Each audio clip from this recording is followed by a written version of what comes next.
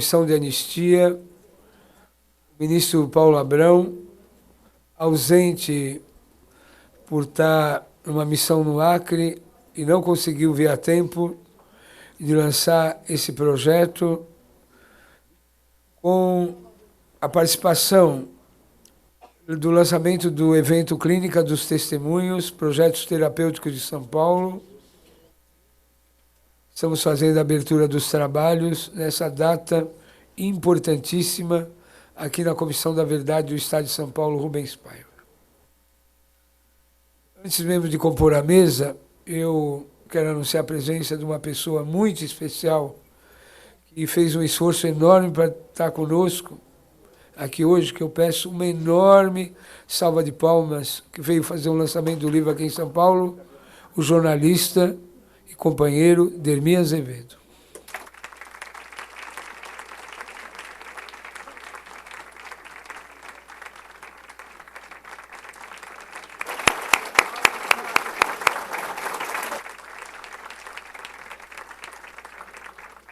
Vamos lá. Então, primeiro queria convidar para compor a mesa. Na segunda mesa nós vamos introduzir o Dermi. A companheira Rita Cifaí, representando aqui o ministro Paulo Abrão, da Comissão da Anistia do Ministério da Justiça. Rita Cifaí.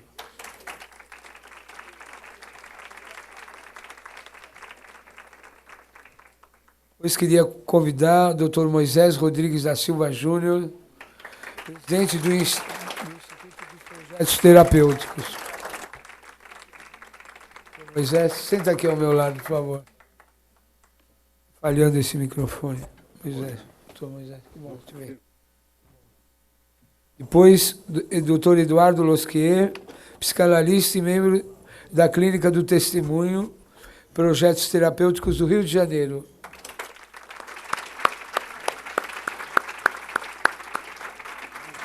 Finalmente, o secretário municipal de Direitos Humanos, o companheiro Rogério Sotini.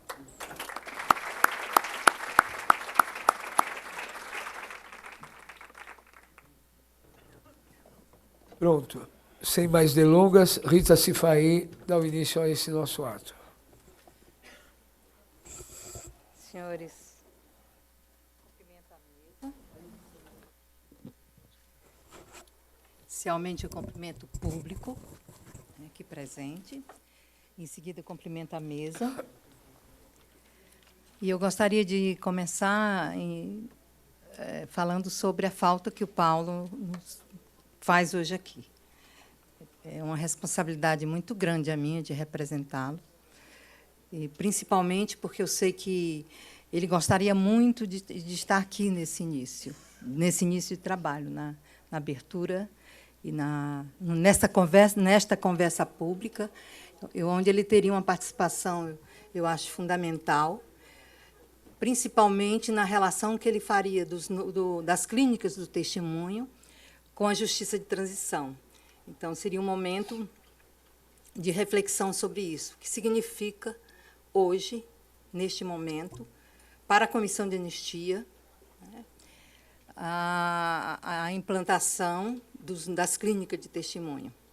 E como essas clínicas elas se integram no processo de justiça de transição em curso no nosso país.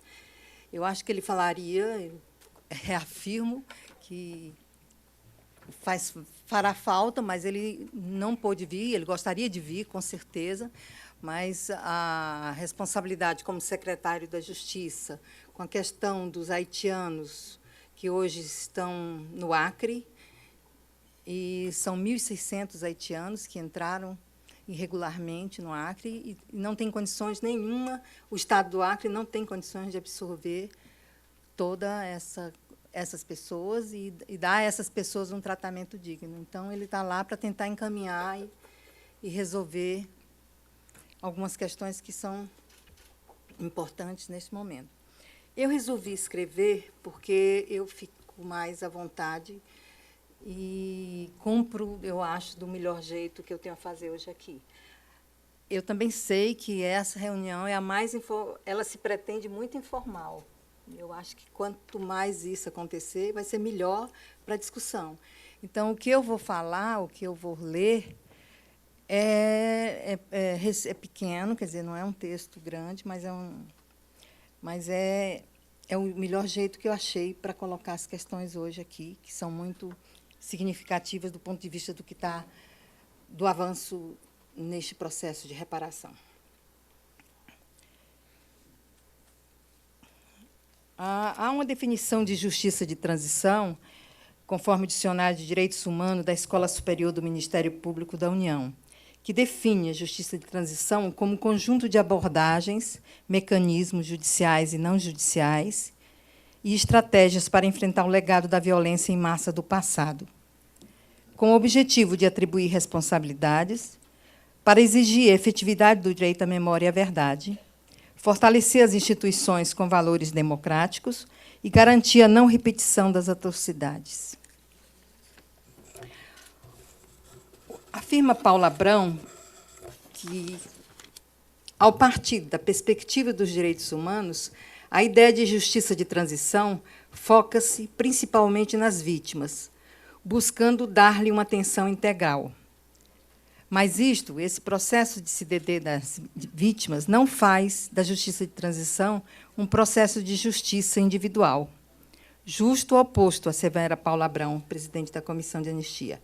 A justiça de transição mescla mecanismos de intervenção que geram resultados individuais e coletivos, materiais e simbólicos para toda a população e, neste caso, principalmente para a população dos atingidos.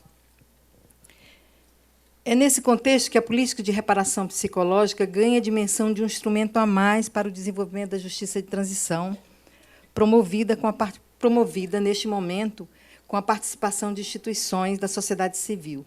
Portanto, instituições da sociedade civil assumem, em conjunto com o Estado, a responsabilidade pública da reparação, o que é, também, no nosso processo de reparação, uma novidade. Até então, só o Estado assumia a responsabilidade da reparação.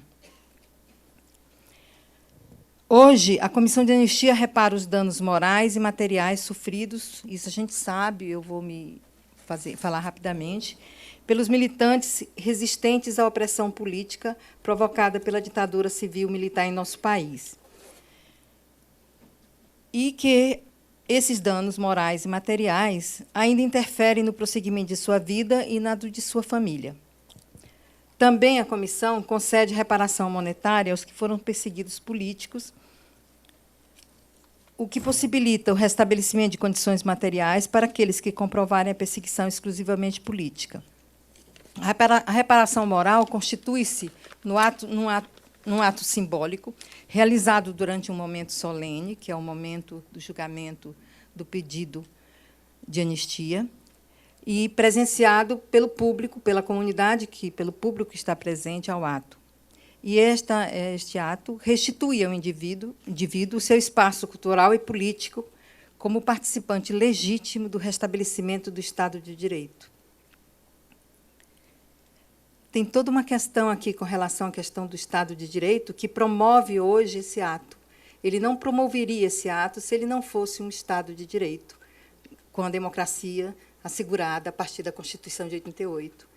Tanto é que os atos anteriores a 88 eles estavam ainda muito eivados de, vamos dizer, de descompromissos com um pedido como este. Ao passo que hoje há toda a condição simbólica de se fazer esse ato, este pedido. No entanto, este trabalho que a gente...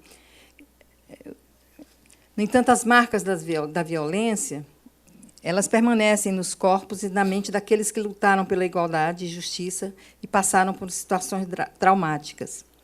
Estas marcas foram intencionalmente forjadas pelo aparato repressivo da violência do Estado, com o objetivo de fragilizar as defesas físicas e psíquicas dos opositores, atingindo o âmago da identidade subjetiva que singulariza cada ser humano e, desse modo, causando uma ruptura no sentimento de continuidade de sua própria existência.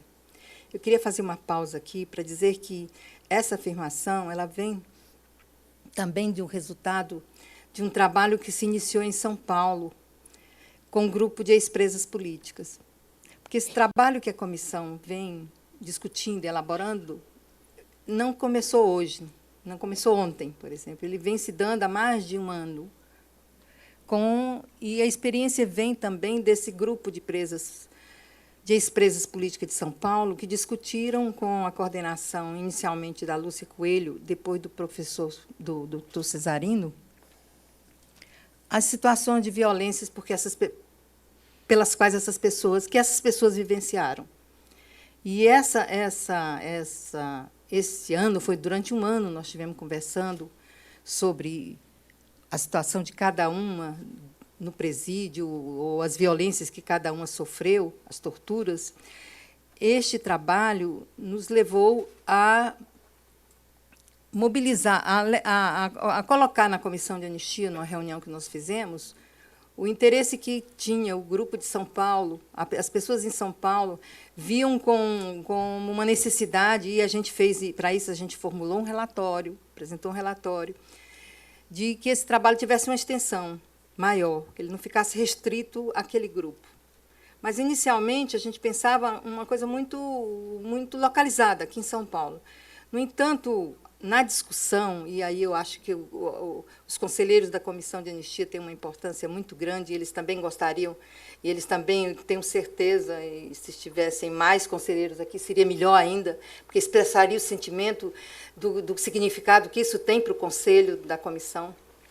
Eles resolveram que isso não poderia ficar restrito a São Paulo, mas ao país todo.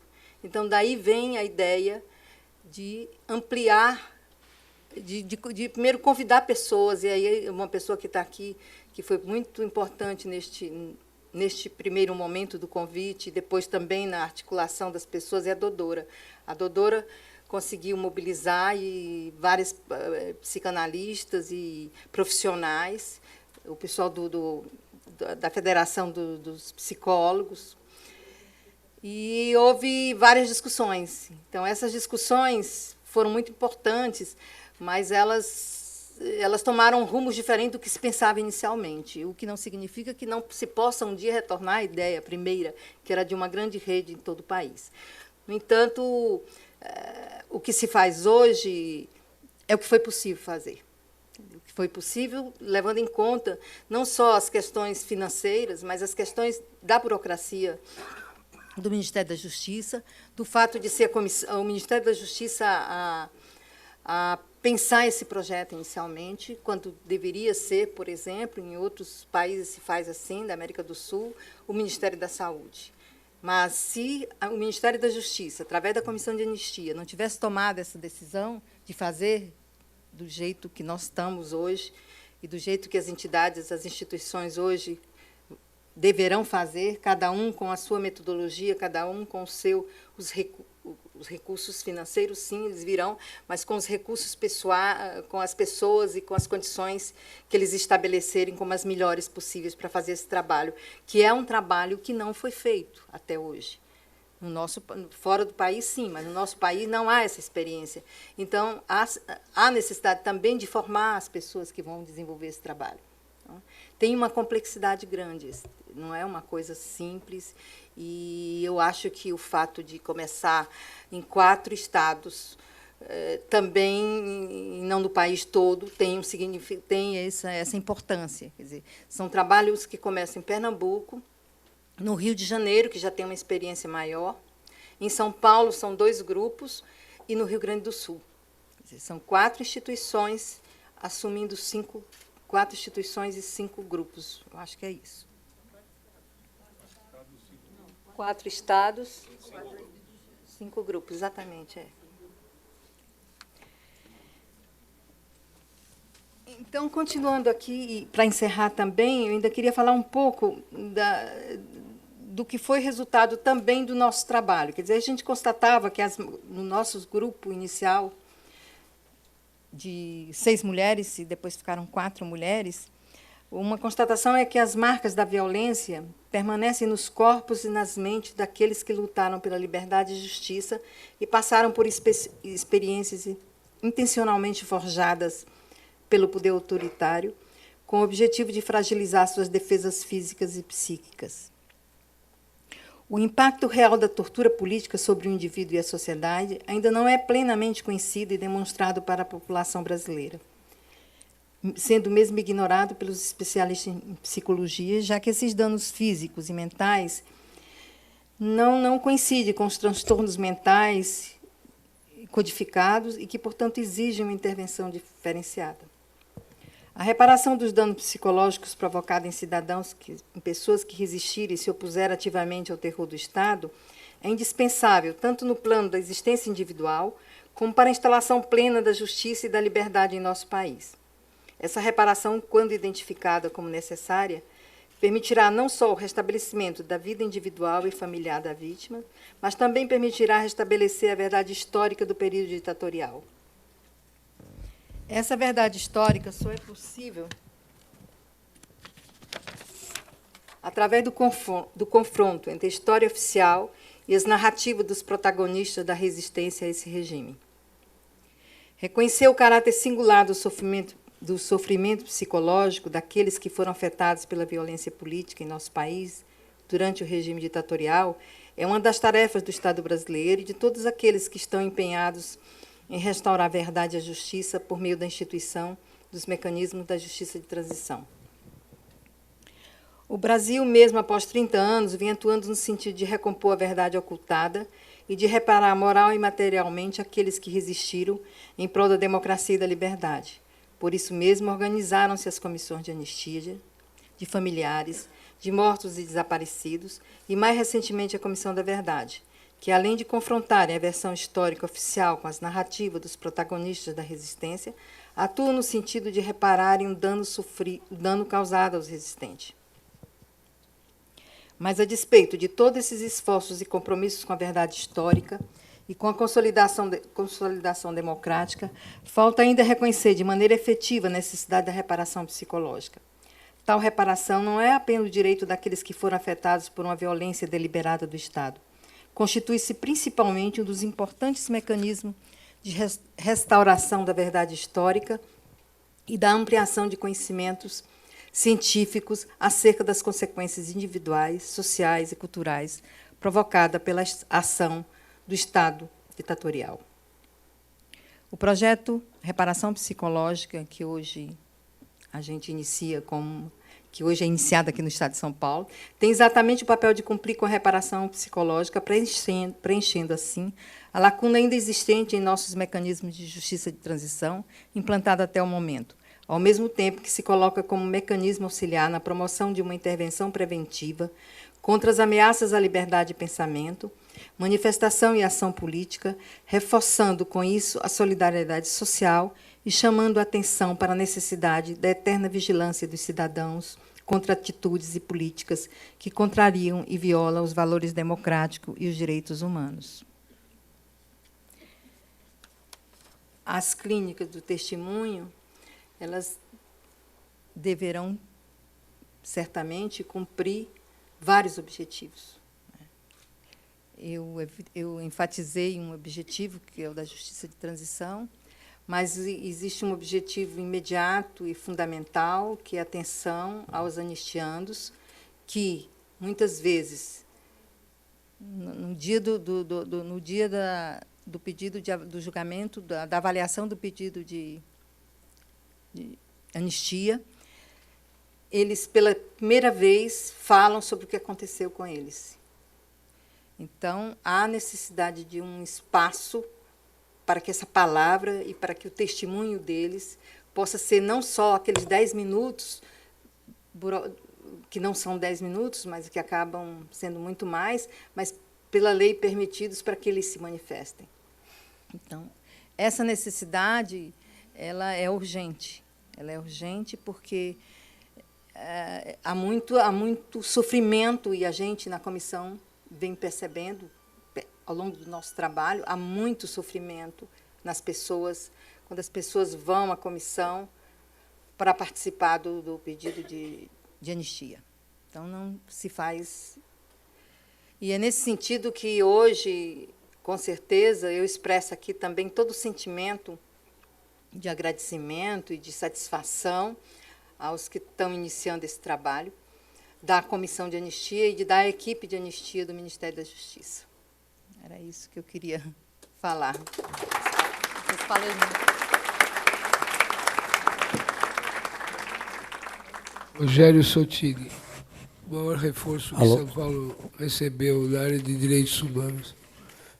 Bons ares que vieram para reforçar a luta. Rogério Sotini com a palavra. Obrigado, Adriano. Boa noite a todos e a todas. Hoje à tarde, nós recebemos representantes familiares de mortos e desaparecidos políticos numa reunião com o prefeito Fernando Haddad.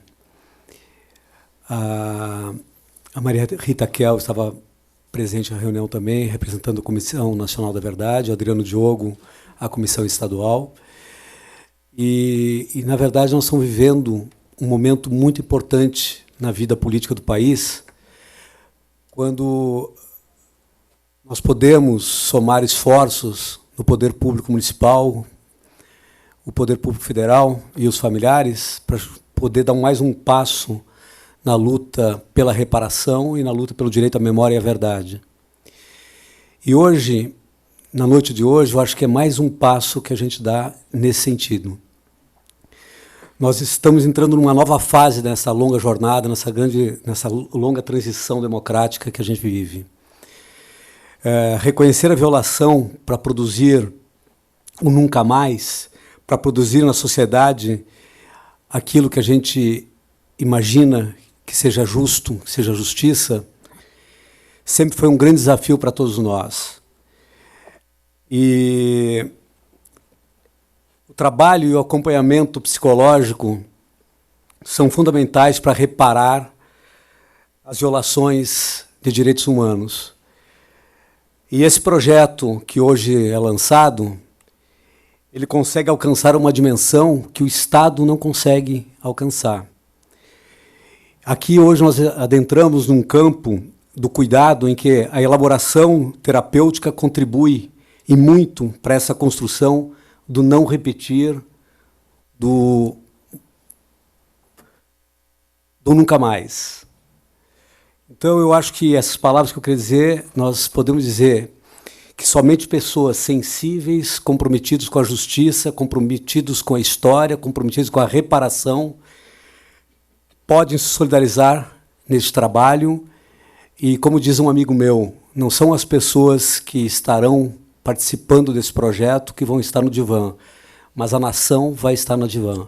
E eu quero colocar a Secretaria de Direitos Humanos, o compromisso do prefeito Haddad, para colaborar em tudo que for possível, e muito mais do que isso, né, para que esse projeto consiga fazer uma parte da reparação tão necessária para que a gente possa avançar no aprofundamento da democracia que a gente precisa construir ainda no Brasil. Muito obrigado.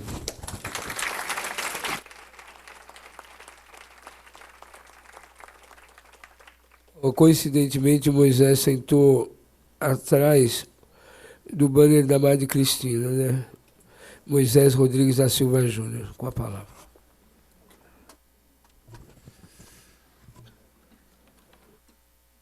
Essa é uma noite de inauguração bastante importante para o país, eu acho. E em nome do projetos e de tantas pessoas que durante tantos anos participaram dessa luta, da luta pela reparação, pela restauração dos direitos e do reconhecimento da violência do Estado pelo próprio Estado, abre um âmbito que faz o contraponto ao que o Sotile disse, que a clínica pode tocar onde o Estado não podia tocar. Mas a verdade é que a clínica também pode tocar pela primeira vez nesses espaços que nós estamos inaugurando, porque finalmente o Estado assume a sua responsabilidade no mal, às subjetividades, ao sofrimento pessoal das pessoas, que não se reduz somente àqueles que foram afetados diretamente pela violência, mas que se transmite em gerações, que se transmite a filhos, a netos, E muito mais que isso, há um funcionamento da sociedade hoje que podemos reconhecer, francamente, sendo ocupado buracos importantíssimos, sem reparação, sem possibilidade de simbolização, de sentido, e que estão abertos a uma violência desenfreada que a gente experimenta nos dias de hoje. Então, isto que se abre é um espaço que traz a todos nós uma satisfação muito grande. Eu falo em nome do Projetos Terapêuticos, mas eu sei que eu falo em nome de muitas pessoas que estão há tantos anos participando dessa luta, em que finalmente nós podemos ter esse reconhecimento e a possibilidade desse trabalho. As conversas públicas foram uma forma que nós descobrimos dos 5 projetos reunidos em Brasília, de fazermos um lançamento em que se abrisse a conversação com a sociedade. Então, estes primeiros momentos desta mesa fazem uma abertura formal deste evento, mas o segundo tempo será para que possamos trocar ideias entre aqueles que estão se dispondo a esse desbravamento nesse novo campo, nesse campo que até agora é inédito, né? Não havia possibilidade de se fazer essa clínica da forma como agora é possível, não havia possibilidade de fazer essa reparação da forma como agora é possível fazer, e para que possamos ir avançando todos juntos. Na verdade, não existe 5 grupos, existe, na verdade, toda uma sociedade que necessita se comprometer, não é? Com este processo de reparação, de historicizar estes tempos que ficaram impedidos, velados, e em que finalmente nós podemos conjuntamente procurar sentido e direção para novos tempos, para o nosso país, para os nossos filhos, e isto é certamente um motivo de muita, muita alegria, e eu tenho certeza que essa noite vamos ter momentos importantes para nós todos. Obrigado.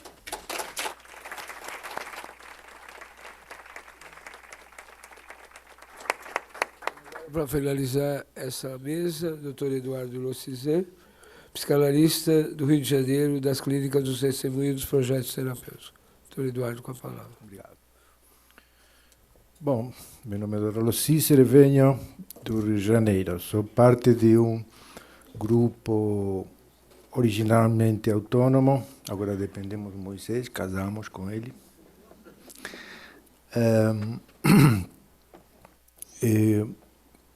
Ligado a projetos terapêuticos e, portanto, à Clínica do Testemunho. Não estou representando esse grupo, nós não temos representações, não temos hierarquia, não temos nenhuma institucionalidade, acho importante falar isto. E mesmo assim, por nossa ação, conseguimos participar desse deflagrar desse processo tão importante. Então, vocês podem imaginar a alegria que também compartilho com Moisés, por muitos motivos. Eu estava fazendo a conta que nos meus anos de militância, vamos chamar assim, eu nunca estive sentado na mesma mesa com o Estado como estou agora, e feliz com isso, pior ainda, né? Eu acho que eu venho, claro, dar uma força para São Paulo, para os projetos terapêuticos, os sedes, o núcleo que temos aqui, mas também levar uma força, carregar as baterias, porque nós vamos fazer também no Rio de Janeiro o lançamento na quarta-feira. Então, eu não vou me estender muito. Eu queria apenas, porque já foi dito o principal, realmente acho que seria redundante, apenas queria apontar 2 ou 3 coisas, assim, em poucos minutos, que é uma espécie de jogo de palavras que eu achei interessante fazer,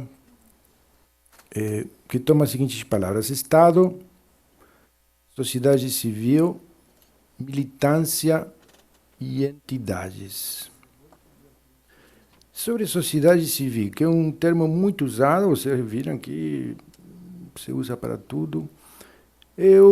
Nós sabemos, quer dizer, é muito polêmico, tem um nascimento até polêmico, nasceu para ser polêmico esse termo, né? Eu digo sinceramente, não tenho muita simpatia por isso, porque parece como que a origem aqui no Brasil foi mais para diferenciar do que seria o governo militar, o Estado militar, né? Então tem a sociedade civil, por um lado. Originalmente não, originalmente Gramsci, por exemplo, uma das diferenciações das dialéticas que ele usava era sociedade civil ou sociedade política, né? Não no sentido de Estado, mas no sentido de exercício da política, da ação política, da militância, né? Como nós conhecemos. Eu acredito, este é meu ponto central, né? Eu acredito que nada disto, que uma coisa enorme, acho muito importante mesmo, seria possível sem esse sangue militante, sem esse espírito da militância que está presente em todo mundo. Hoje estamos comentando como é possível 5 grupos complexos como esses, com tudo gente grande, já com muita experiência, diferentes entre si, mas que algo em comum, parecem atravessados por uma mesma vontade política, por algo que eu chamaria de militância, assim, nos termos antigos. Nós temos muitos colegas aqui que já somos daquela época da militância pesada, aquela militância que era orgânica aos partidos ou até movimentos revolucionários, mas que foi se transformando, a essência é a mesma, mas hoje nós temos... eu vou mencionar um comentário de um amigo. Estou chegando a Buenos Aires e falando sobre o fenômeno do Papa em Buenos Aires, o fenômeno papal, não o fenômeno do Papa, mas o fenômeno de massa que provocou no imaginário das pessoas na Argentina, uma coisa mística, um fanatismo, uma coisa assim fundamentalista mesmo, que ele dizia, para citar as palavras exatas, que tem que ter um certo cuidado porque isto confunde a vocação de serviço com militância. Ou seja, é como que na ausência da militância, na ausência da politização da sociedade, isto pode perfeitamente ser capturado por esse pensamento fundamentalista religioso ou não.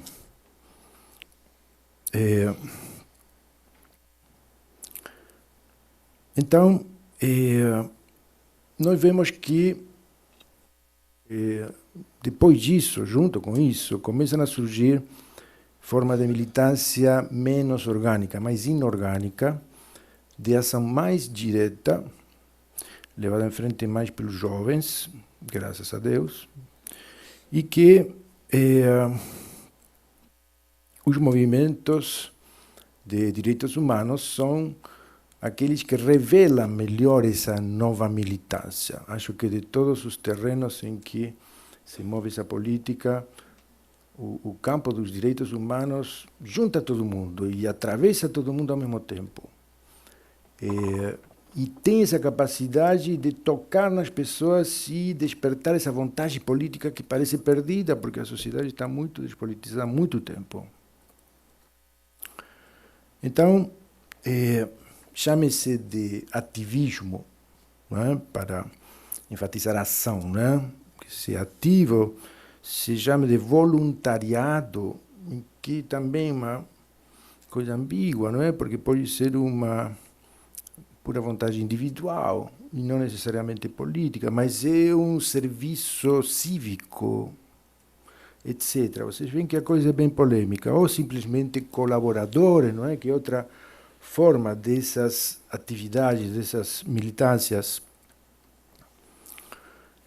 Tudo isto se infiltra em todo lugar, e os direitos humanos são os primeiros catalisadores dessas vontades que chamamos de militância. Tenho certeza que existe algo deste espírito militante circulando no sangue de muitos de nós. Acho que até nas pessoas do próprio Estado, coisa surpreendente. Nunca imaginei que isso pudesse existir. Mas parece que sim. às vezes que escutei o Paulo Abrão, por exemplo, o Marcelo, agora mesmo, né, na mesa, e não é simplesmente a voz do Estado, não é, ditando aquelas regras de como tem que ser feitas essas coisas, não é, para cumprir com as exigências do controle da burocracia, que nos atazana. Então, as entidades, que era o outro termo que queria colocar, você vê que as entidades de direitos humanos têm toda um significado, entidade. Logo, aqui no Brasil, isto significa muita coisa, né? Mas são as que costumam juntar e potenciar estas vontades. Então, por isso que tem tanta gente interessada. Isto é muito raro. Isto é muito raro e nós estamos realmente muito contentes de vocês estarem aqui para confirmá-lo. Então, hoje podemos afirmar realmente que as novas formas de militância podem ser mais diretas na sua relação com o Estado. Não se precisa ser de um partido, não se precisa ser altamente organizado para poder tocar no Estado. Nós fizemos isso e o efeito parece que foi interessante. Nós somos, espero que sejamos, não é, um bom exemplo disto. E não é só por sorte, claro, que encontramos no nosso caminho, encontramos a confluência do caminho desta justiça transicional, de pessoas como a equipe da Comissão da Anistia, não é por acaso. Assim como também não é por acaso que hoje podamos reunir assim tantas vontades. Isso.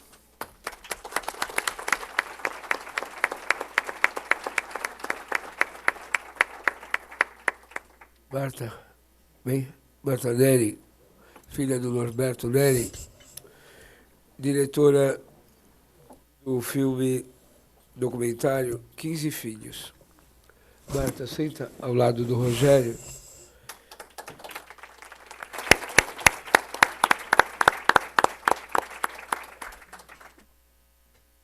Mais uma saudação, uma breve introdução para a gente passar cerca de 20 minutos de duração, né?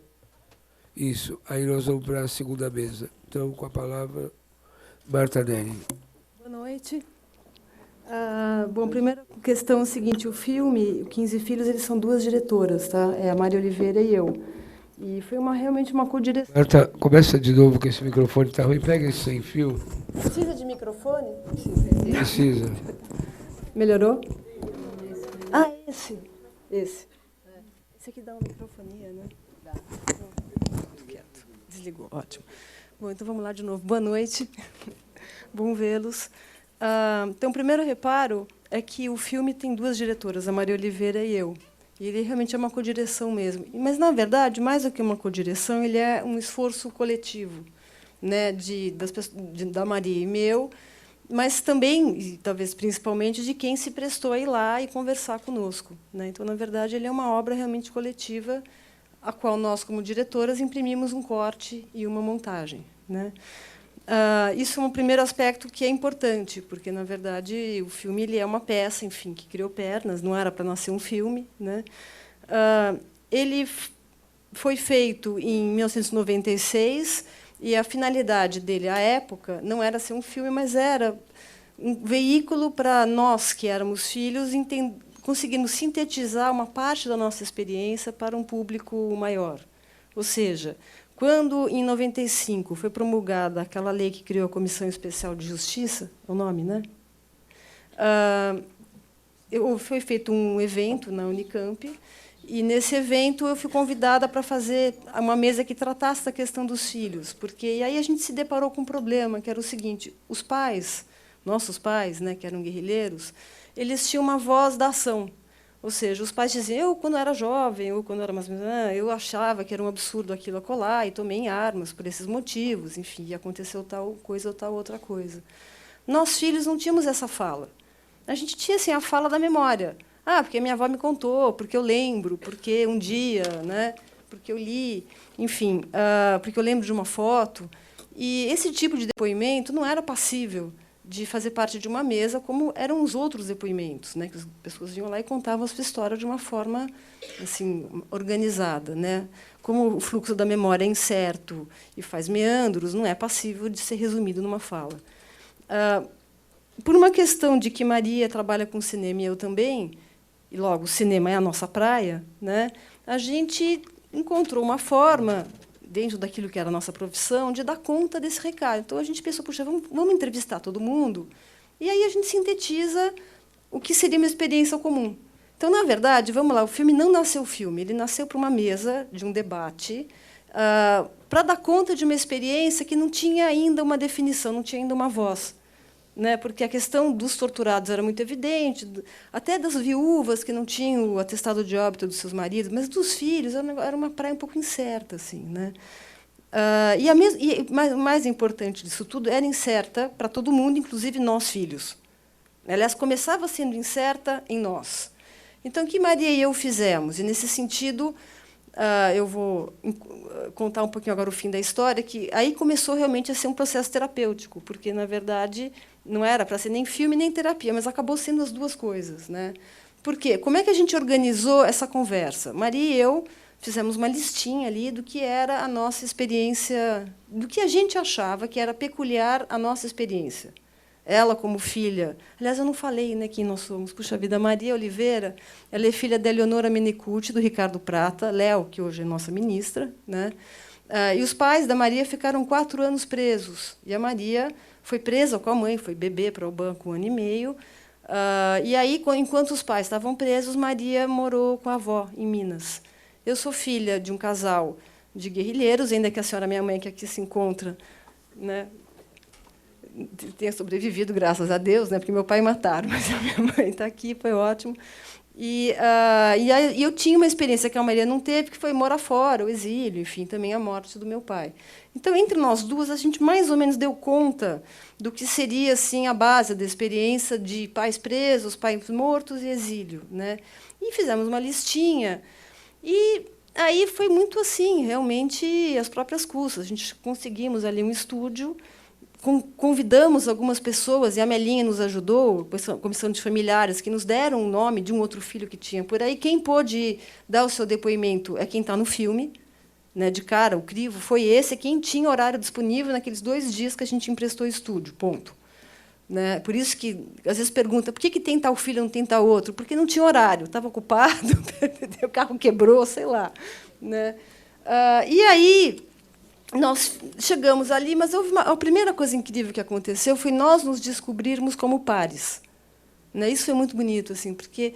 E aí a gente ficou feliz, a gente relaxou. Né? E é engraçado, porque o 15 Filhos, para nós, que os fizemos, é um motivo de imensa alegria, ainda que as pessoas insistam em chorar, muitas delas, quando veem o filme. Para a gente fica feliz quando vê, porque, na verdade, para nós foi um alívio ter feito aquilo. Né? E, na verdade, talvez esse tenha sido a questão importante, que, ao fazê-lo, nós nos descobrimos como identidade que a gente desconfiava que tinha, mas que a gente não conseguia delimitá-la. Né? Porque, assim, bom, ok, eu perdi meu pai, mas quantas outras pessoas não perderam o pai? Qual é a diferença da minha dor específica em relação à dor de quem perde o pai atropelado, de fato? Né? Porque o meu realmente, né, ou de quem cujo pai se mata. Eu tinha atestado de óbito que me dizia que ele tinha se matado. Mas e quem realmente o pai se matou? Ou quem o pai morre de câncer? Ou quem o pai... Enfim, qual é onde está a diferença da dor? Né? Então, de cara, a gente começou a entender que havia uma dor pública, que era a dor política, do contexto histórico que tinha originado a nossa própria, enfim, aquilo que era a nossa experiência. E a dor privada, que não tem distinção. Perder o pai com 6 anos de idade dói para todo mundo que perdeu o pai. Não é melhor ou pior, né? A dor é a mesma. Mas, de qualquer forma, o que ficou de muito interessante foi, inclusive, a própria realização do filme como possibilidade de se chegar a uma experiência comum. E tanto isso foi interessante à época, que a gente foi mostrar o filme na Alemanha, enfim, houve toda uma questão que era como processo terapêutico mesmo, a realização de um filme. Né? Quer dizer, o que as novas mídias permitem como síntese de uma experiência. E, no caso nosso também, o fato de que nós éramos 2 filhas perguntando para pessoas que também eram filhos. Ou seja, que havia um acordo de base que a gente podia baixar a guarda. Quer dizer, nós éramos, obviamente, nos identificávamos. Então, assim, as pessoas que a gente nunca tinha visto, porque, vamos lá, a maior parte das pessoas do filme eu conheci ali, no estúdio. Depois ficamos amigos, mas foi né, enfim. Mas daí as pessoas chegavam desarmadas. E foi muito gostoso, assim, para todo mundo, né? 96, 2013, né? Eu estou bem mais jovem no filme, como vocês verão. Basicamente, agora a gente já está pensando em fazer os 40 netos, né? Porque assim, os 15 filhos desde então se reproduziram, né? Ainda bem. Inclusive, minha filha está aí, Cleo, ali. Bonitinho. Vamos ver. E, enfim. Não, mas é verdade, né? Agora a gente já está sendo os netos. E é engraçado, porque esse filme aqui, toda vez ele ressurge, né? E eu não sei se eu fico feliz porque ele ressurge, ou se eu fico triste, porque a gente ainda está nessa, né? Ainda estamos elaborando. Né? Bom, mas o que poderia ser uma elaboração desse segundo momento? Né? E aí eu vim aqui no trânsito pensando e me ocorreu o seguinte, que, na época, a gente descobriu uma identidade, coisa que a gente não sabia que a gente tinha. Então, na verdade, era como se fosse um bando de ETs, uma tribo de índios ali, meio isolados. Aí eles se uniram e descobriram que tinha uma língua em comum. Ok, maravilha, temos um grupo. Né? Eu acho que, nesse segundo momento, é um momento talvez um pouco menos feliz, inclusive para quem faz parte dele, que é descobrir um ditador. Né? Porque aquele momento era de descobrir que a gente existia. Apesar da clandestinidade, apesar de dizerem que no Brasil tudo termina em pizza, apesar de não haver punição de torturador, apesar de todos os pesares, de querer, enfim, uma história oficial que não era contada, né, a gente teimava em ser aquilo, a gente existia. Né, e a gente conseguiu se reconhecer como peculiaridade dentro de um processo histórico. Né. Nesse segundo momento, agora, eu acho que é entender... quer dizer, ok, mas onde está a dor?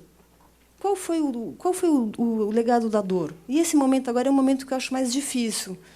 E não é à toa que ele demorou mais de 96 para cá. 16 anos. Puxa vida, gente, 16 anos, né, para conseguir começar a falar da dor. Porque eu acho que o que vai rolar nesses encontros de grupo, né, é falar da dor. Porque é claro que a gradação da dor, e eu digo dor da perda, da opressão, do silêncio, do trauma, dentro da sociedade brasileira vai de A a Z. Porque é claro que todo mundo sofreu, em maior ou menor grau. Porém, tem aqueles que, assim, tipo, sei lá, os pesadelos que eu tenho noturnos, que eu tenho até hoje, são decorrência do quê? Não, tudo bem, Marta, normal, isso aqui não tem nada a ver com essa história. Ok, perfeito. O que tem? O que de mim tem dessa história? O que ficou para as minhas filhas? O que vai ficar para as minhas netas? E daí a gente começa, talvez, ao entender o que esse grupo tem de trauma, a entender qual é o trauma da sociedade, porque a gente também não consegue entender. Porque essa identidade ela se perde. Né? E, ao mesmo tempo, o que eu acho que é interessante é que, assim como quando a gente fez o 15 Filhos em 96, a gente não sabia o que a gente ia descobrir, agora a gente também não sabe. Quer dizer, então, na verdade, o que esses projetos de clínicas de testemunho vão revelar é algo que é uma descoberta mesmo. Qual é o legado? O que está? Onde está a dor? Qual é o trauma? Qual é a história? Do que a gente quer falar e o que disso ficou para o Brasil hoje? Né? Entre quem viveu diretamente, mas também para todo mundo, porque todos somos herdeiros, assim como todos somos herdeiros da escravidão, que também deixou um legado, também os capatazes nunca foram punidos, todos os arquivos foram queimados. A gente vive uma história cíclica de esquecimento né? Então é isso. Na verdade, eu acho que esses encontros vão ser incríveis. Inclusive, eu já me candidatei, vou participar. E eu quero saber o que vai ser. Estou curiosa. É isso. Boa noite. Bem-vindos. Vamos ver o filme, então, da Marta? Danilo.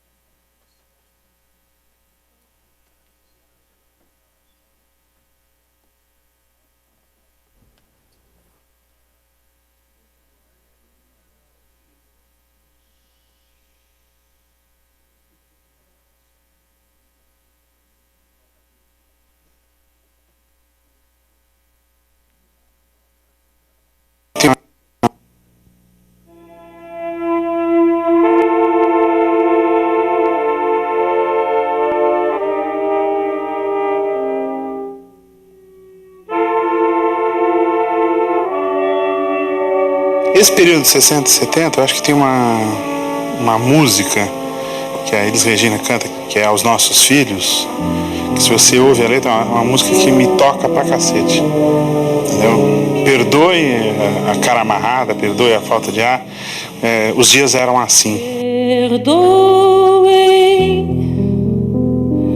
a cara amarrada. Uma vez que você nasce, isso daí você tem que se adaptar. Essa é a sua história, essa é a sua vida, entendeu? Nasce clandestino e isso significa você ter um outro nome. Meu nome não era esse. Apesar de ser Priscila, tinha um outro sobrenome. O nome da minha mãe era outro, o nome do meu pai era outro, enfim. Ele estava acabado de nascer, o nome dele era Gregório. Mas já Gregório já era um nome conhecido pela repressão também, que meu pai já tinha um filho chamado Gregório, todo mundo sabia. Então resolveram trocar porque naquela época todo mundo pegava nome parecido com o nome. E o Gregório chamava de grego, G, não sei o que, botaram Geraldo, mas por um erro virou Geralda.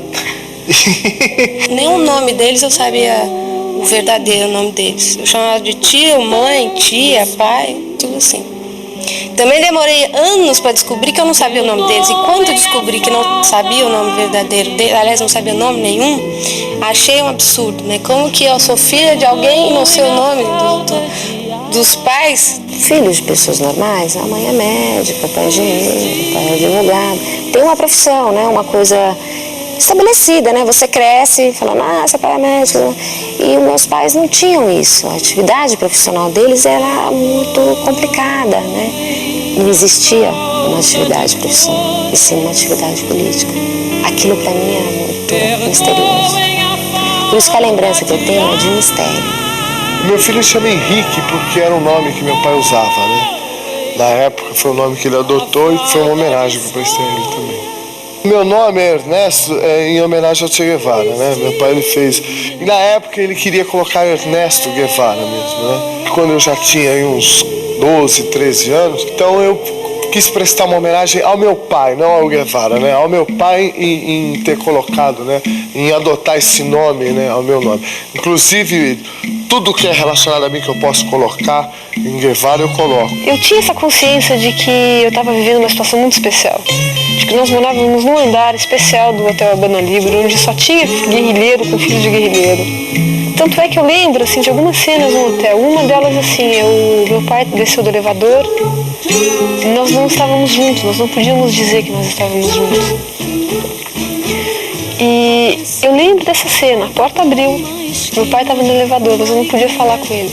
Eu lembro que a gente trocou uma piscada. Eu lembro do meu pai piscando para mim quando aquele elevador abriu. O que eu via é o seguinte, que existia um governo ditatorial, entendeu? E que entravam na casa das pessoas e matavam, entendeu? Era muito simples o meu raciocínio, entendeu? Era olhar e falar, não, os caras vão vir aqui, se eu contar essa história, ou ficarem sabendo, sei lá, ou qualquer coisa, podem vir aqui e acabar com a minha família, entendeu? Já acabaram com a metade, acabam com a outra metade. O mundo, de repente, estava dividido entre o mal e o bem. Ela contou que tinha os militares e que eles não gostavam da gente. E até hoje, assim, eu sonho com guerra, eu tenho essa coisa da guerra na minha cabeça. Eu não lembro qual é a referência que me davam dela. São coisas, na verdade, de fotos. É uma coisa com aquela lembrança construída. Por isso que a minha lembrança de infância é uma lembrança extremamente agradável. O que não é, eu não lembro. Eu já perguntei muitas vezes certas coisas e ela já explicou e eu esqueço, vou lá e pergunto de novo. Uma coisa que não sei se eu devo falar.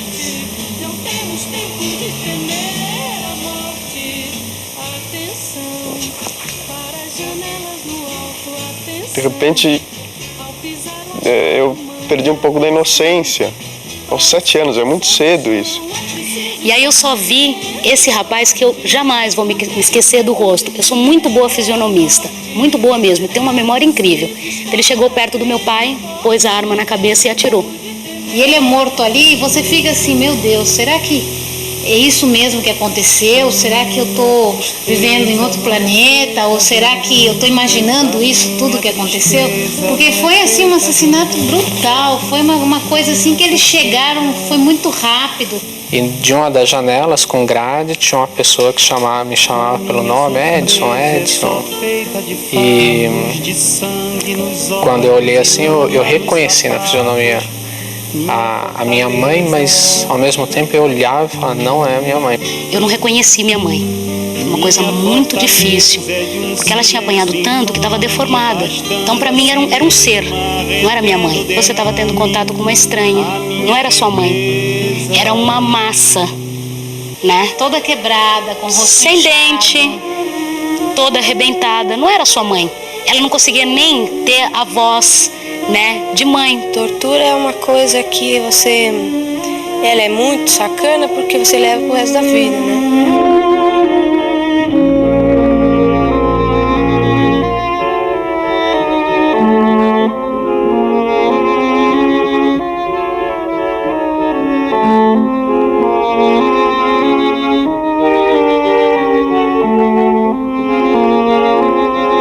Sempre ela teve a grande preocupação de onde eu estava, mas que eu não sumi de vez, porque ela disse que ela sofreu ameaças de que me torturassem para que ela falasse alguma coisa. Porque eu sempre fiz a discussão, eu fui torturada ou não? Nesses lados eu preferia abrir um pouco mais, tipo assim, eu corto meu cabelo a zero, mas eu tenho que dormir junto da minha irmã. Meu irmão era mais revoltado, ele falava, nem corta o cabelo e tem que dormir junto também, né? Então a gente bateu, realmente não sei até que ponto eles deixavam que a gente fizesse aquilo, até que ponto eles não conseguiam fazer outras coisas, mas a gente conseguiu manter o núcleo lá, né? Nunca nos separamos, a gente dormia, minha irmãzinha dormia no berçário, a gente dormia embaixo da cama dela. Eles levaram a gente pro Juizado de Menores. Em Tatuapé. E ali eles criaram aquela imagem assim da gente, parecia que a gente era assim um bandido assim de alta periculosidade. E eles falavam para as crianças que estavam lá, olha, esses aí são terroristas. Vocês não mexam com eles porque eles são perigosos. Quando minha tia foi lá pegar a gente, a primeira vez que a gente viu ela, chegou uma tia minha e um tio, os dois juntos. Aí não é ele. Eles falaram, não, o Vladimir é lá. Eu cheguei e nunca vi essa pessoa. Mas ela é tua tia? Não conheço. A minha tia começou a chorar, a pessoa que tinha feito o lavagem cerebral, sei lá, que já ela tinha esquecido, que a gente tinha esquecido ela. Mas ela não é tua tia? Não é, não conheço, nunca vi. Aí depois, no outro dia mesmo, logo em seguida, no outro dia minha tia veio. Aí contou toda a história, tua mãe tá presa, a gente veio aqui, bababá, já todos sabem tudo. Falou, pode falar quem você é, pode falar quem eu sou. Ela falou, tudo bem, então ela é minha tia, eu sou. Aí a gente saiu. A gente saiu de lá. Na noite que meu pai morreu, eu tive uma febre muito grande, muito alta. Eu tive quase 42, 41 graus de febre, uma coisa assim violentíssima. Fui parar no pronto-socorro, foi a noite que ele morreu. Naquele momento, minha mãe, para me proteger um pouco, não deixava as coisas muito claras. Falava, seu pai morreu num acidente. Só que meu irmão estava junto e ele já sabia do que tinha acontecido. E na hora ele falou, não, o nosso pai foi morto, foi assassinado. Isso no dia do enterro. Enquanto vocês estavam lá em São Sebastião, vocês foram presos, você viu, teu tio foi preso também, que era irmão do meu pai. E aconteceu que teu pai foi preso e mataram ele. Sim, falou na lata, assim. A cena da gente pegando o ônibus, porque é longe, né? Tá, aí pega o ônibus, aí sobe aquela ladeira, aí chega no presídio, aí você passa pela revista, tá? Aí abre a grade, abre a outra grade, aí você entra. Eu levei um saco de pipoca para minha mãe e a mulher abriu o saco de pipoca, enfiou a mão lá dentro, assim, e remexeu o saco de pipoca e aquilo me deu uma revolta tremenda, assim. Eu não quis mais dar aquele saco de pipoca para minha mãe, eu joguei aquele saco de pipoca e a lembrança que eu tenho é de que eu bati muito nessa mulher, eu pelo menos tive vontade de fazer isso. Eu comecei a ver que a coisa era meio esquisita quando, por exemplo, o Pinochet derrubou o Salvador Allende. Nós estávamos lá e foi uma correria de louco, né? Então eu falei, tá bem esquisito. Acredito que dentro da minha cabeça de criança, né? Falei, que turismo louco é esse? Que nego vem de tanque de guerra. Porque tanto no Chile quanto na França eu tinha minha identidade. Eu era Marta, filha de um guerrilheiro morto. Eu lembro uma imagem que ficou gravada quando nós entramos, aquela correria, pancadaria lá na porta e tava todo mundo torcendo lá na frente, né? O pessoal, todo mundo já dentro da embaixada torcendo porque a gente chegasse lá, né? Todo mundo, nós entramos correndo, aquele pavor todo. Foi a primeira vez que eu senti pavor, assim, senti o clima de estar fugindo, né? Então tem uma carta que está escrita pela minha avó, da maneira que eu falava, em que eu dizia que eu queria vir a São Paulo logo, para ficar no Hotel Apolo, que era do lado do Correio, e daí pegar um táxi e ir no trabalho, da Nonola e do Ricardo, tirar eles do trabalho, mas o táxi ia andar muito rápido, que a gente ia pedir para o motorista, e o guarda não ia proibir da gente sair de lá. Então, eles iam poder sair daquele trabalho, que era o único trabalho que não deixava a pessoa ir em casa. Meu pai tinha mania dele sair, quando a vez que ele saía, ele antes de chegar em casa, ele, numa certa distância, ele começava a assobiar. Então, quando ele dava a possibilidade dele vir para casa, ele, quando estava na esquina do lugar que a gente estivesse morando naquele dia, ele assobiava, a gente se ligava e saía correndo logo lá para encontrar com ele, é meu pai. Esse assobio eu fiquei escutando uns 10 anos. Eu achava que a sociedade me devia alguma coisa. Porque se não tivessem deixado o golpe acontecer, eu não tinha sofrido isso. Sempre tive essa visão de que não é justo, não dá para aceitar essa... Quer dizer... Ai, difícil. Tirar, assim, a vida, né, o governo. Eu não sei, difícil falar isso. Quero vingar. Quero punir e quero reparar a dor que me impuseram. Da dor, eu acho que a dor era tão grande que eu não tinha como me abrir. Mesmo com amigos, eu acho que se instaurou uma dor muito grande naquele momento. E bom, eu fui para aula e entrei direto para a sala e estudei lá e tal. E deu a hora do recreio. E aí a gente foi pro recreio. E eu tive eu não conseguia descer pro recreio, a verdade era essa. E eu chorava muito, aquilo me angustiava muito, assim. E a diretora achou por bem chamar meus pais. E a minha mãe foi lá. E quando a minha mãe entrou no pátio da escola, de cara ela identificou a semelhança que tinha com o pátio de onde ela estava presa. Na minha escola, estudava o filho do Paulo Egídio, ele era muito mais velho. E era uma situação muito tensa.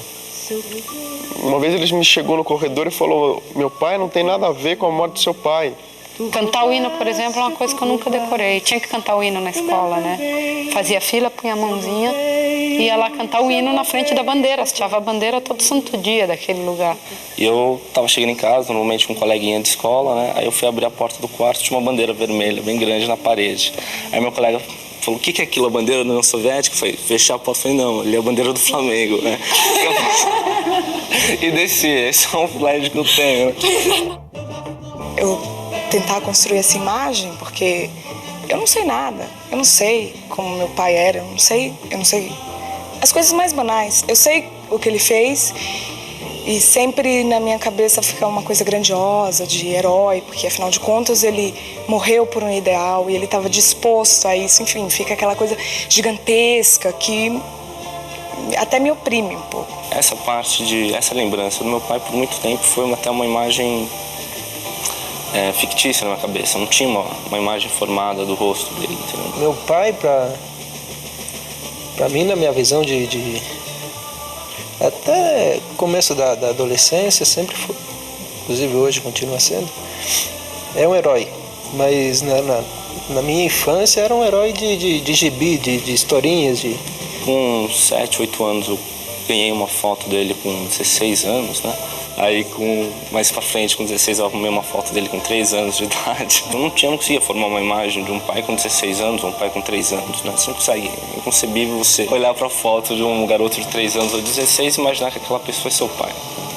Isso é muito difícil. Herói não é meu pai, é a minha mãe. Sabíamos que meu pai foi morto, sob tortura. Mas para todos os efeitos legais, não existia, né? Meu pai teria abandonado a família, minha mãe não era viúva. Pouquíssima coisa eu soube do meu pai, né? Então, assim, eu fiquei super contente de saber, de ter uma pessoa assim que me falou alguma coisa do meu pai, né? Porque até então ninguém me falava nada. Minha família, minha avó, minhas tias, meu tio, é como se ele não existisse, né? Até então eu não sabia nada dele. Como se um pai, assim, só fictício, né? Eu fui atrás das pessoas que militaram com ele, eu tentei realmente reconstituir um pai. Assim, agora, isso não resolve. Isso não resolve, assim. Eu tento isso porque é um jeito de eu me entender hoje.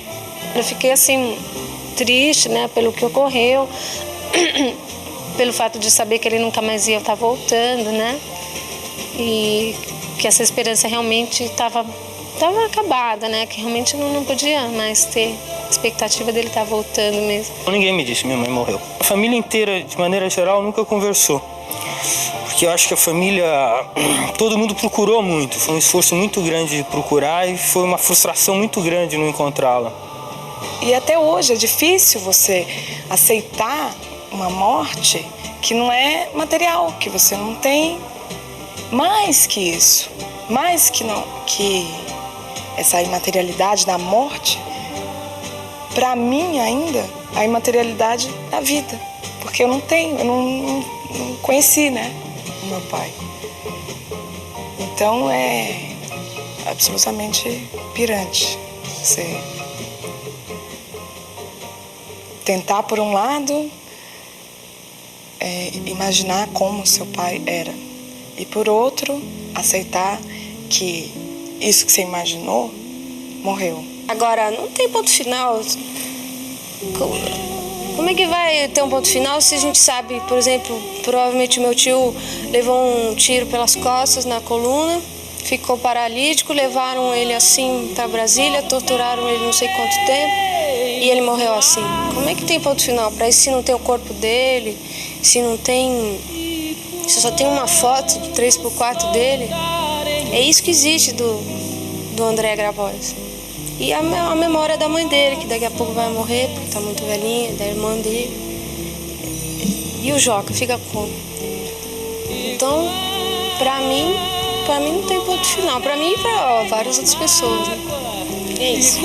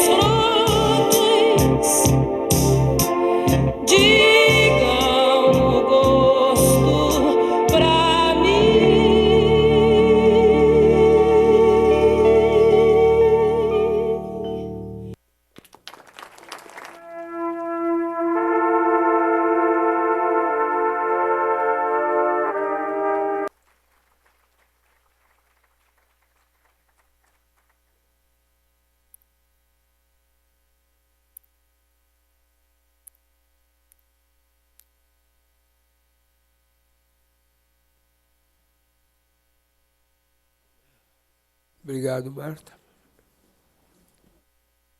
Vamos para a segunda mesa, então? Ajuda aí, vamos lá. Issa Mercadante, Maria Beatriz Costa Carvalho Vanucci, Pedro Antunes, Rodrigo Blum, Marta Zolini e Cristina Herrera.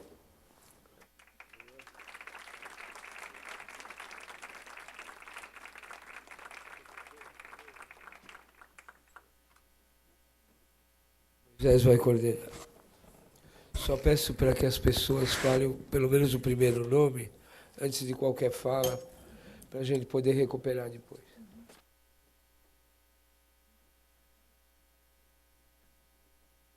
Brincadeira para todo mundo.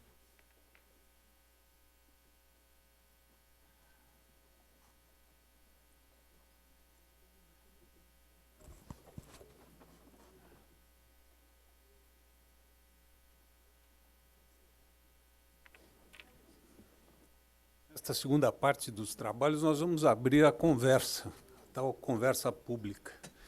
Então, a ideia é que vocês possam começar a perguntar. Aos poucos, nós vamos apresentar o nosso trabalho, como é que a gente está pensando em fazer. E nós vamos estar aqui reunidos por mais, imagino, até 1 hora, né?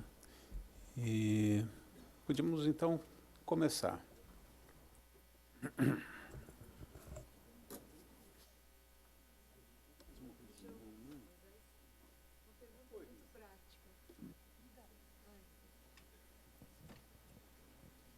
Dá licença, Maria Rita, da Comissão da Verdade. É muito prático, só para... Acho que é uma coisa que todo mundo aqui deve querer saber, né? Como é que as pessoas que estão aqui podem conduzir encaminhamentos a vocês? Quer dizer, como é que a gente vai pescar, onde a gente está, demandas que até hoje ainda não estavam feitas, né? Não sei quem quer responder isso.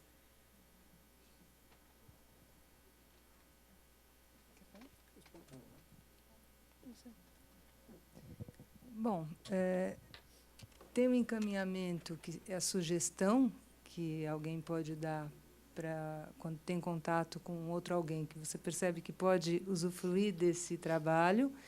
E tem a questão formal, né? O encaminhamento deve ser feito para a Comissão da Anistia. E a pessoa tem que se inscrever através da Comissão da Anistia, através desses links. As pessoas podem se inscrever em qualquer um dos 5 projetos, tá? Então, a pessoa entra em contato e faz a sua inscrição. A pessoa... Inclusive, tem... Marcelo, você não quer nos ajudar a sentar aqui e também... O Marcelo é da Marcas da Memória, é alguém que conhece profundamente... Oi? Acho que não precisa nem ficar na mesa, acho que só esse pontual, acho que eu posso... Eu quero deixar a mesa do trabalho para os profissionais específicos da área, mas só pela questão burocrática, nós temos esse pequeno folder que explica como funciona o processo de inscrição. Nós temos apenas uma necessidade formal de encaminhamento de uma ficha de qualquer interessado que queira participar ao Ministério da Justiça para fins de registro, mas não há nenhuma objeção de que vocês façam contato diretamente com as equipes e com os profissionais, e, na sequência, após esse contato, somente remetam a ficha para que a gente tenha o fim para formalização, controle de contas e assim por diante. Inclusive, como esse folder explica e o link traz mais informações, a partir do momento da inscrição as pessoas ficam registradas com um número para manter a privacidade. Então, todo o registro administrativo é feito de forma sigilosa, de modo a que, se no futuro qualquer órgão de contas quiser saber como o recurso foi aplicado, vai saber sem ter qualquer informação das pessoas que foram atendidas, modalidades e assim por diante. Então, esse materialzinho está na saída para quem quiser com maiores informações. Eu esqueci de falar meu nome antes de começar. Maria Beatriz Vanucci, sou psicanalista, faço parte da equipe clínica do Projeto Terapêutico São Paulo. Só completando essa informação, quem tem direito e quem não tem direito. Cadê o Marcelo? Obrigada. Não, é só para completar essa informação da Maria Rita, é Noemi. Eu sou psicanalista também. Quem teria direito a esta clínica e quem não tem direito a essa clínica?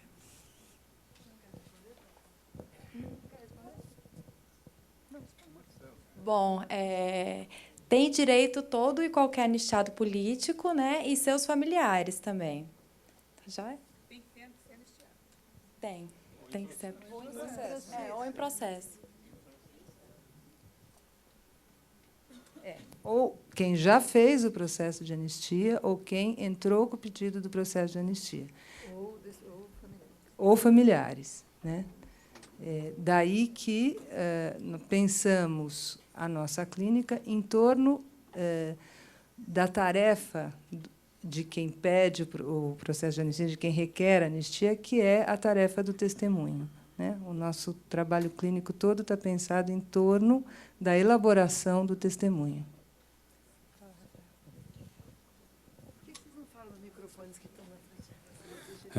Meu nome é Rafael. Então, por que foi deliberado isso? Porque uma das questões é que muitas pessoas que sofreram violência por parte do Estado não conseguem chegar na comissão de anistia, não conseguem formular o pedido. A gente tem vários casos assim, que você tem que fazer um baita trabalho para a pessoa poder chegar. Então, essa restrição de ser só aqueles que já passaram pelo processo, não estou entendendo de onde vocês tiraram isso aí. De onde saiu essa história aí, Marcelo? É bastante burocracia até agora, hein?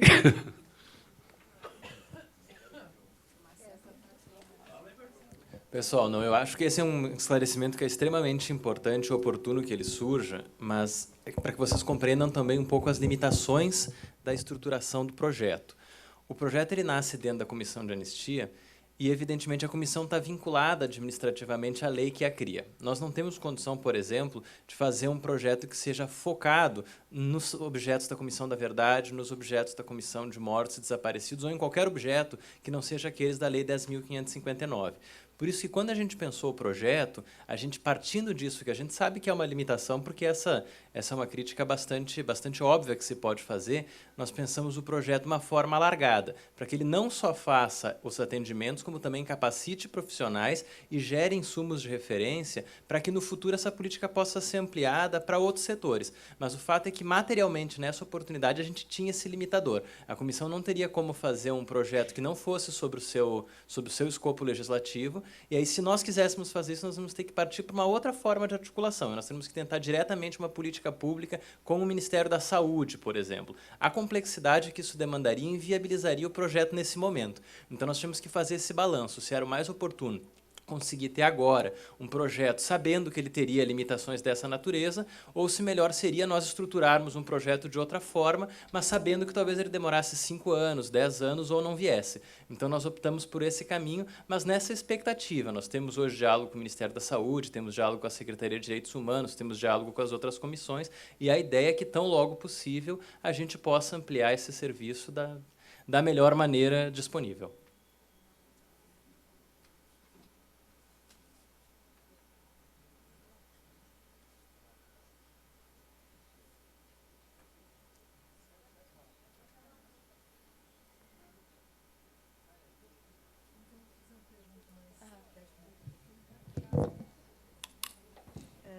Tem alguma limitação, por exemplo, de quanto tempo a pessoa tem direito a esse atendimento, até quantas sessões por semana ela pode fazer, ou vocês têm uma disponibilidade ilimitada para a necessidade de cada pessoa?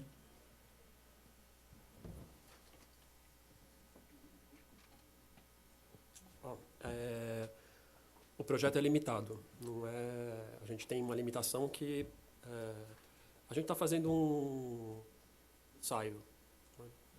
Fundamental entender. E o projeto é limitado por conta, enfim, do tempo, do remuneração e tudo mais. Então a gente pensou no projeto fazer receber as pessoas em grupo, são 4 grupos, é grupo semanal, e esses grupos seriam grupos que pessoas e estariam indicando para o grupo de tratamento. Vocês são um grupo? Isso. Nós recebemos em grupo e Recebemos em propomos grupo. grupos... É um acolhimento. A gente chama de acolhimento, recepção, são 4 sessões no grupo de recepção, né? E, a partir dessas 4 sessões, se faz uma avaliação, se a pessoa vai continuar ou não o processo. Esse processo pode continuar no grupo de familiares ou no